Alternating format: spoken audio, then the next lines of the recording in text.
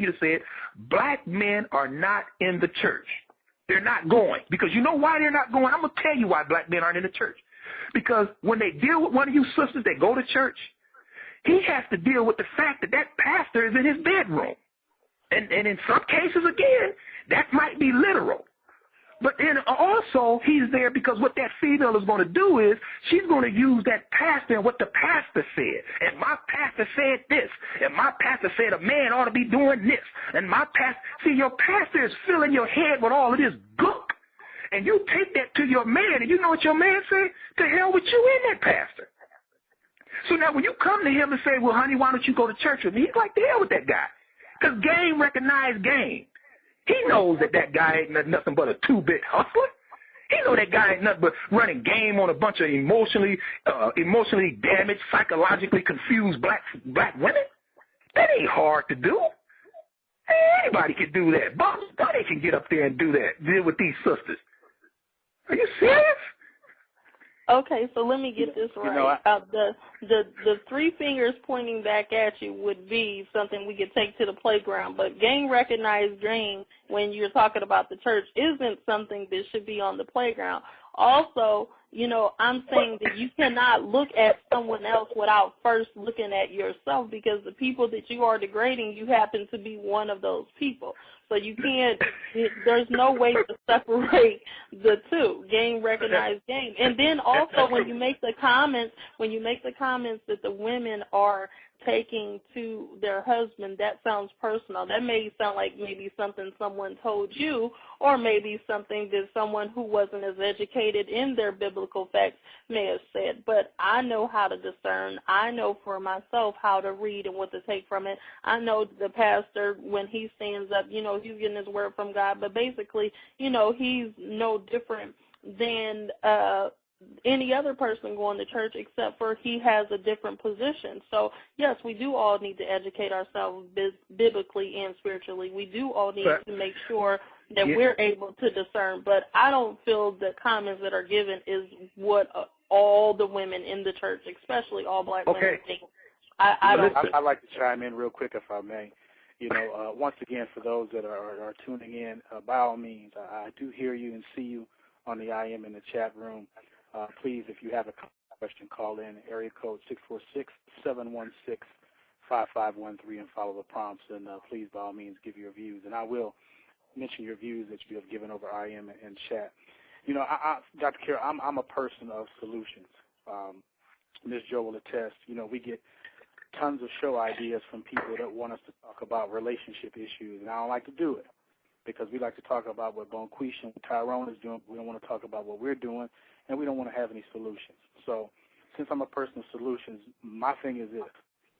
We have some ills in our church, and I agree with you because Ms. Jo will attest to you, and some of our listeners will attest that I have some major bones to pick with the church also. However, I do believe that at some point somewhere there are folks, good folks, that have been able to keep the life support going on the church, so to speak, that have sparked life in. I've talked to people that have had their lives changed. They've come off the streets. I've talked to women that have been lost and out of touch, unaware, unsavvy, and because of giving themselves, giving their lives over to God and becoming a part of a ministry, they have actually turned themselves around. And I give them credit for that, But with all of this that has been said, with all of your diatribe that you have given us, with every thought and nuance that you've conveyed, my question is to you, what is the solution? I refuse to believe and accept that it's just a dire strait, that there's nothing else we can do. I also want to know, and I'm not going to load you, but I also want to know what brought the men out of the church. Was it exclusively the pastor? Because I believe that as a people, we were really done bad. We were really sold a bill of goods. We were really, downtrodden throughout history as black folks, as African-American folks. And I believe that in church, which is one of the institutions that, we kind of self brought up, I do believe that we kind of suffer from some of the ills that were taught to us and given to us, and some of the things that we were relegated to. Like, we weren't given the best meat on the pig, so we were given chitlins.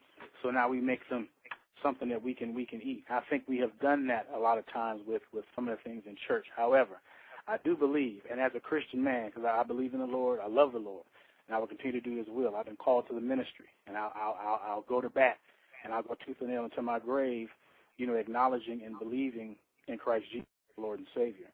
But what can be done? Well, from someone as sick as you, what can be done? What is the solution? See, and I always get these questions, and I want to deal with that, but I also want to deal with why the black man left the church. But I'm gonna deal with what can be done first. And see, and this is the problem whenever you address something, until the alcoholic can actually admit that I have a problem, you can take them and you can chain them at AA meetings. Ain't gonna do them no good. Until the person strung out on crack or drugs, until they can actually admit, you know what, I am a drug addict and I need help, you can stick them in Narcotics Anonymous. It ain't going to do them no good.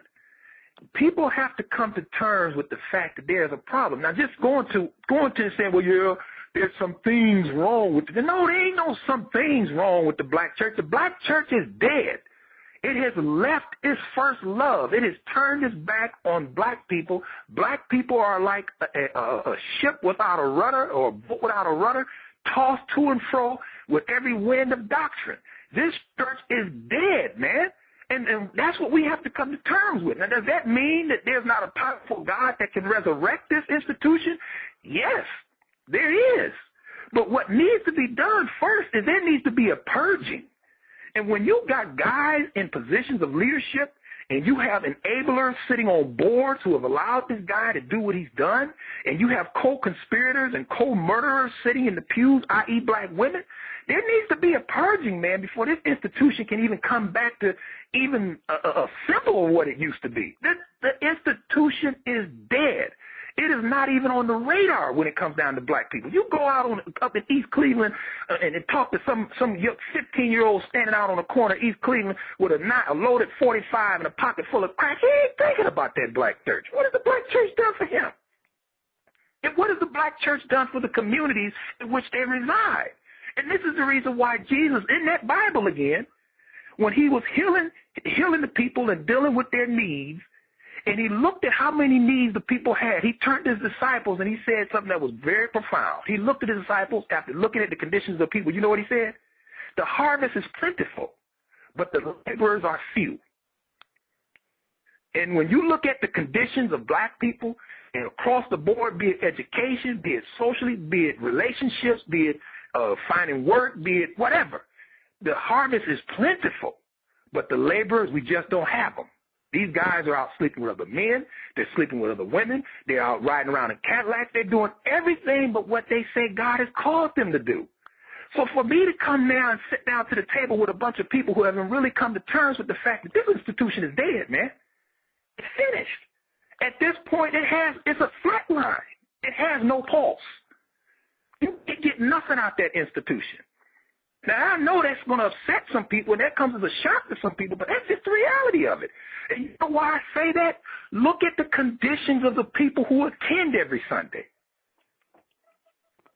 And you say people have been changed. Yeah, I applaud that. If they can go in that morgue and they can change their life, that's good. But you know what? There's some girls that I know who joined sororities and their life has changed for the better.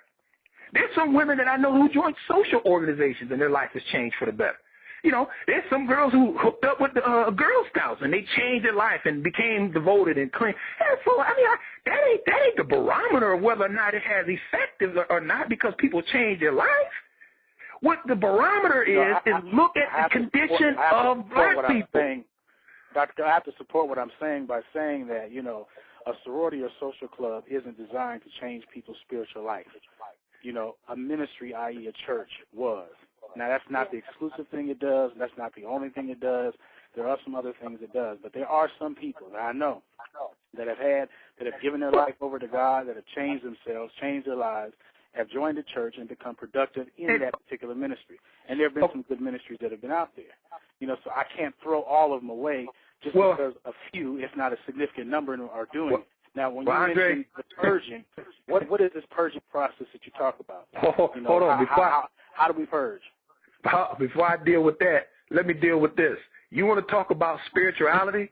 You want to talk about spiritual growth and spiritual maturity? Then you explain to me, and you ask